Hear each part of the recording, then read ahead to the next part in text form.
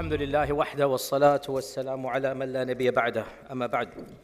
So this whole week we have been doing the blessings and the motivation of making dua. We can go on and on. Today will be our final lesson in this introduction. And inshallah from tomorrow we're going to start the etiquettes of dua. And we have covered so many different ways to motivate us to make dua. The status of dua. Dua is the essence of worship. Allah loves those who make dua. Dua is the characteristics of the righteous. The one who doesn't make dua, Allah gets angry at him. And so many other blessings and motivations. Today we're going to mention two other aspects to motivate us to make dua. The Quran teaches us, and the Sunnah explains this reality, that dua is the weapon of the believer. Dua is the weapon that the believer uses to fight every single problem and calamity. The ones that they are facing and the ones they are scared to face in the future. The ones that are physical and the ones that are psychological. Dua is a weapon that every Muslim has access to, and nobody can take it away from you. It is a miraculous weapon. Nobody can take that weapon away from you. Nobody can disarm you from this blessing that Allah has given you. Even if you're tied up, you have the weapon of dua.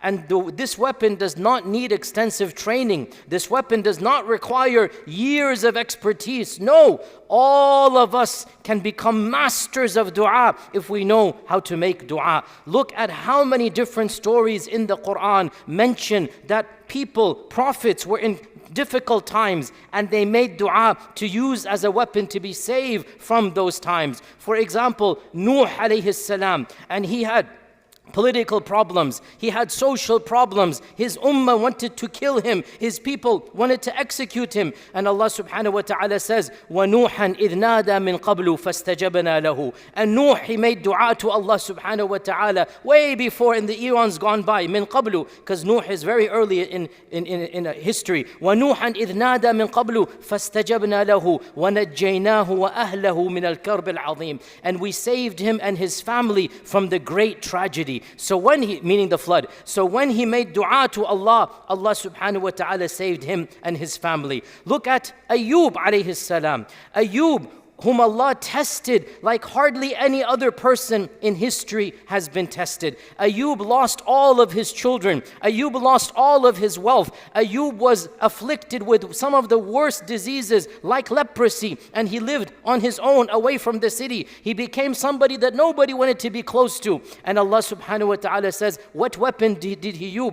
وَأَيُّوبَ إِذْ نَادَى رَبَّهُ رَبِّ مَسَّنِيَ الضُّرُّ وَأَنْتَ أَرْحَمُ الرَّاحِمِينَ. Ayub made dua to Allah, Ya Rab, I'm in trouble. Ya Rab, I'm in pain. And Ya Rab, you are Arhamur Rahimin. فَاسْتَجَبْنَا لَهُ. We responded to his dua. وَكَشَفْنَا مَا بِهِ مِن ضُرٍّ. And we lifted up the calamity and tragedy. We healed him. وَآتَيْنَاهُ أَهْلًا وَمِثْلَهُمْ مَعَهُمْ. And we gave him all of his children and doubled the amount. Allah blessed him with an even larger family, even more wealth after the dua. Again, what weapon did Ayub use? The weapon of dua. Zakaria, for 80 years, he's making dua to Allah to have a child.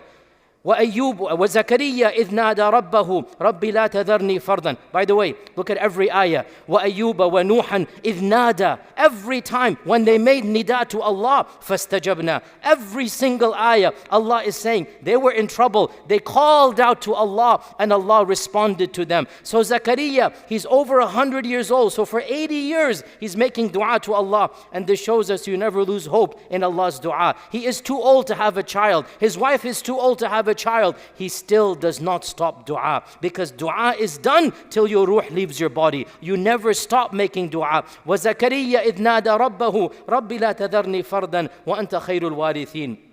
Zakaria calls out to Allah, don't leave me without progeny, Ya Allah. Don't leave me without a son. So, فَاسْتَجَبْنَا لَهُ وَوَهَبْنَا لَهُ يَحْيَا وَأَصْلَحْنَا لَهُ زَوْجًا. And so we responded to his dua and we blessed him with Yahya, and his wife was not able to bear a child. We allowed her to bear a child. Notice here, look at again, Yusuf alayhi salam. Yusuf, and he's being tempted not by one woman only, by a group of women who lock the door. He has no way to go. What is he going to do? what does Yusuf do? Well, Yusuf says, قال ربي السجن أحب إلي مما يدعون إليه وإلا تصرف عني كيدهن. Ya Rabb, I need your help. I'm gonna fall prey to this unless you save me. When the door is locked and he's being tempted, what is the weapon that he uses? He makes dua to Allah subhanahu wa ta'ala. And so what does Allah say? فَاسْتَجَابَ لَهُ رَبُّهُ فَصَرَفَ عَنْهُ كَيْدَهُنْ. Allah responded to his dua and averted all of the plotting and planning of those ladies. Yunus alayhi salam, Allah subhanahu wa ta'ala mentions, وَذَنُّونِ إِذْ ذَهَبَ مُغَاضِبًا فَظَنَّ أَن لَّن نَّقْدِرَ عَلَيْهِ فَنَادَى فِي الظُّلُمَاتِ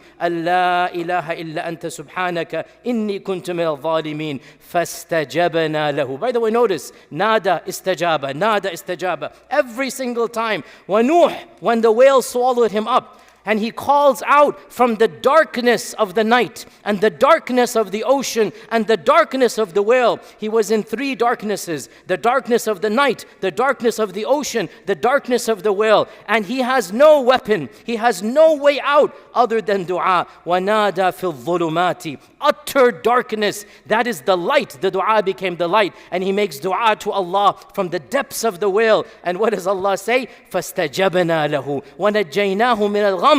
We saved him from his own tragedy. Then what does Allah say? وَكَذَلِكَ نُنْجِي الْمُؤْمِنِينَ. And this is how we will save all the believers. How?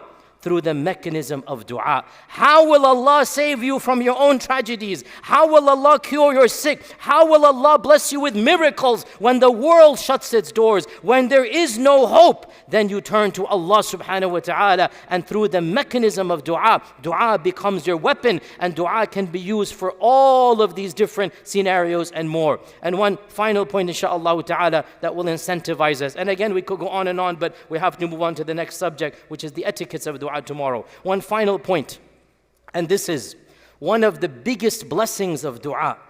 And if this were the only blessing, it would be enough of a blessing.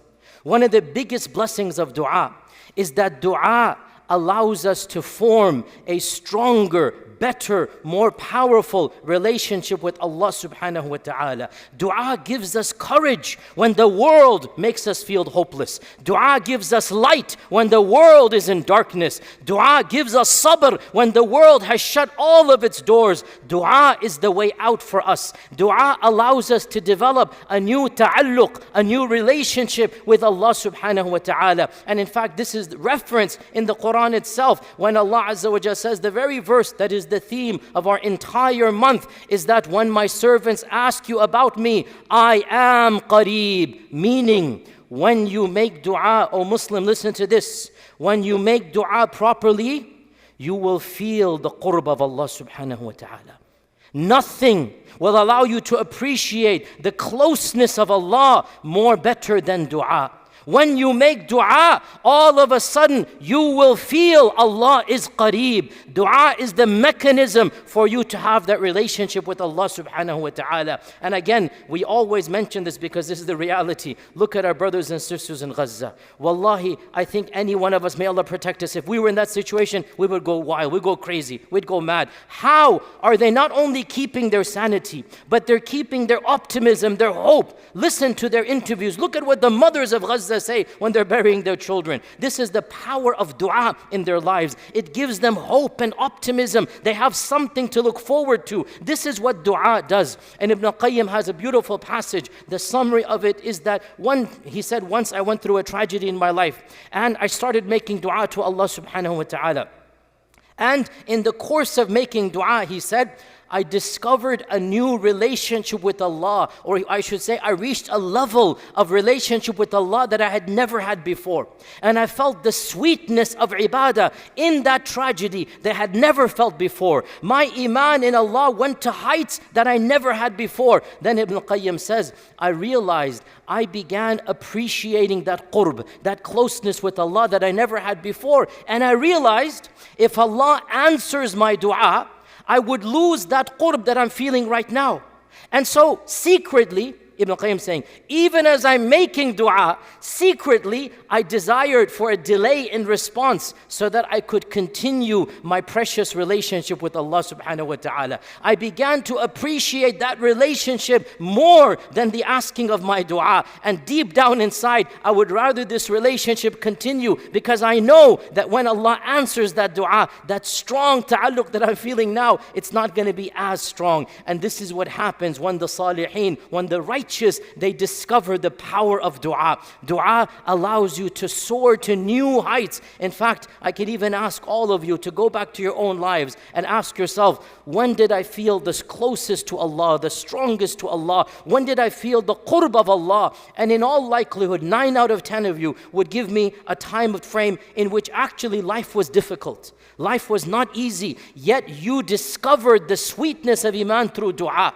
And you attained a level of taqwa and a level of consciousness through the power of dua that you never had before. So brothers and sisters, to conclude all of this introduction, and tomorrow we'll move on to other topics of dua, make dua to Allah subhanahu wa ta'ala frequently, copiously. Do not allow any excuse to come between you and the power of dua. Make dua daily, make dua in the morning, make dua at night, make dua for every aspect of your lives, make dua for the smallest thing of your life and the biggest thing of your life, because dua is indeed the weapon of the believer and the source of optimism and hope and the primary connection that we have with our Creator. And inshallah, from tomorrow we're going to start talking about the adab and etiquettes of dua, inshallah ta'ala. Wassalamu alaikum wa rahmatullahi wa barakatuh. وتأبى في الهوى قربي فتب مما جنيت عسى تعود إلى